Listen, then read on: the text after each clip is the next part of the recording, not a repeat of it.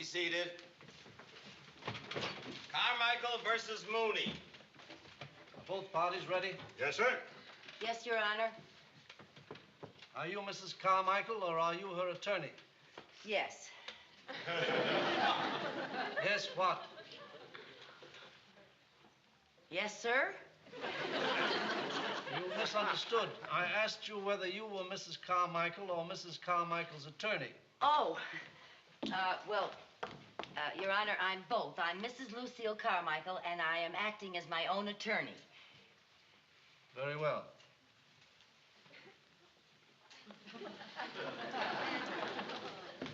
Mrs. Carmichael is bringing an action for injunction to abate a nuisance. Will the attorney for the plaintiff please call the first witness?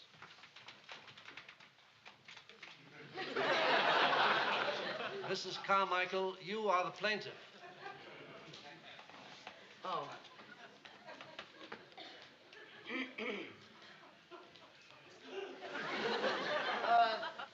Your Honor, before I call my first witness, I should like to say that this is no ordinary squabble between two neighbors.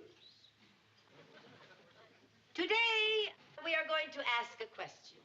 Does one man have the right to destroy the peace of mind of an entire neighborhood? And I say to you, ladies and gentlemen of the jury, the answer is no. No, 1,000 times no. Mrs. Carmichael, there is no jury. No jury?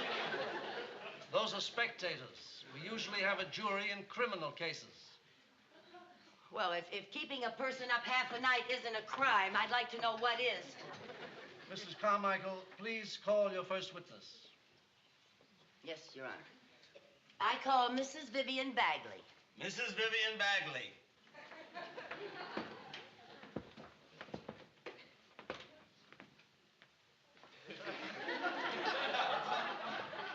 Raise your right hand. You swear to tell the truth, the whole truth, and nothing but the truth? I do. Be seated. Give the court your name and address, please. Mrs. Vivian Bagley, 132 Post Road.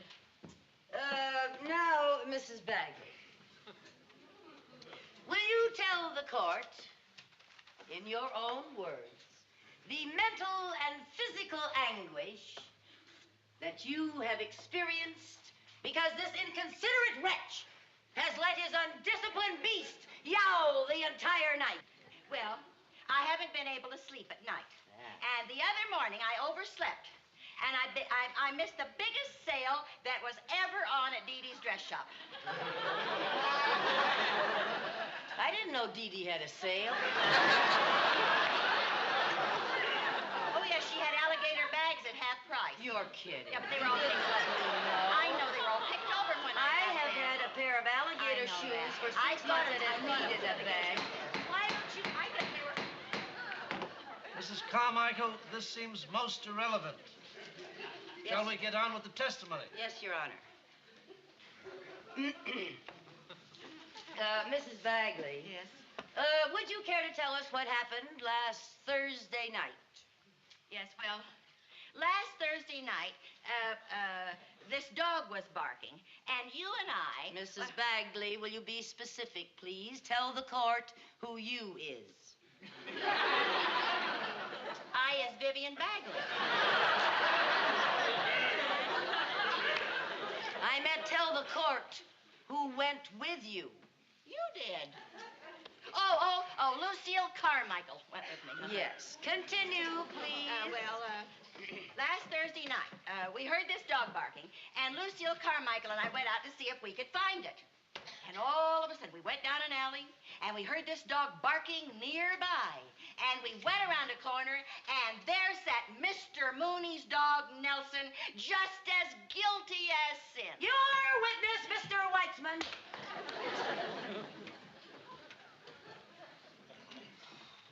Mrs. Bagley, now, you said that you heard a dog bark, then you went around the corner and you saw Nelson. Is that correct? That is right. Then you didn't actually see Nelson bark. No, we didn't actually see him. But then, of So course... actually, you don't know if it was Nelson barking. It could have been another dog entirely. Yeah, it could have been, No but... more questions. The witness may step down.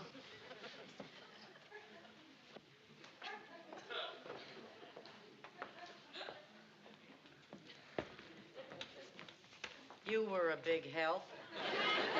He's tricky. Call your next witness. I call Mrs. Lucille Carmichael to the stand. Mrs. Lucille Carmichael.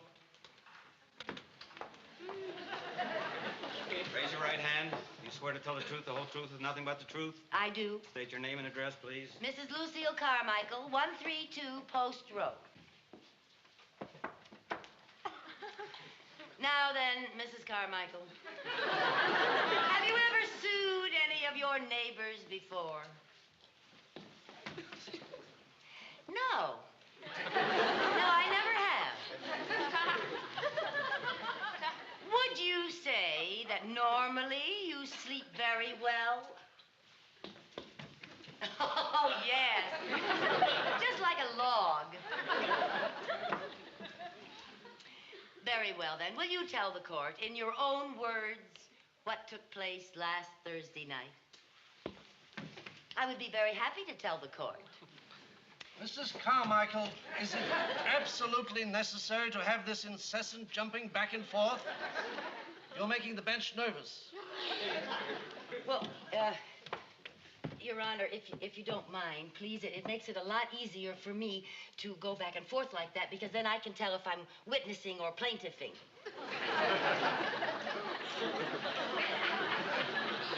Continue. Thank you, Your Honor.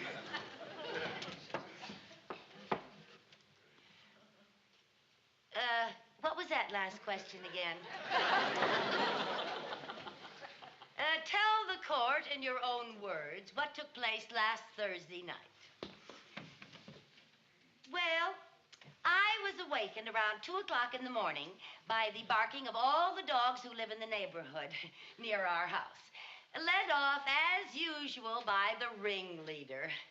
So my friend, Mrs. Bagley, and I went out to see if we couldn't find this beast, and we finally tracked him down. I see.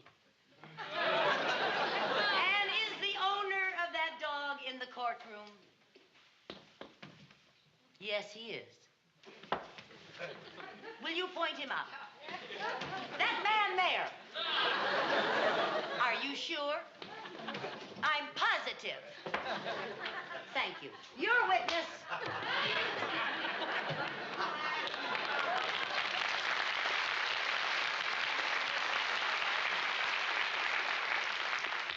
Mrs. Carmichael, you have testified that you made a long search of the entire neighborhood.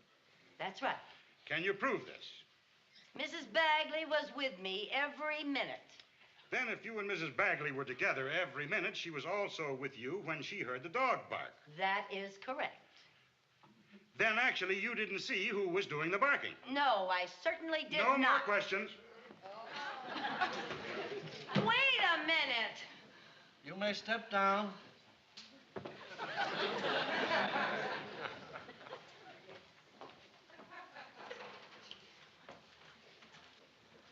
Now, before we call the defense, do you have any more witnesses, Mrs. Carmichael? Well, not at this time, Your Honor. Your Honor, I'd like to request a recess. On what grounds? I'd like to present some new evidence. Very well. This court will recess for 1 hour.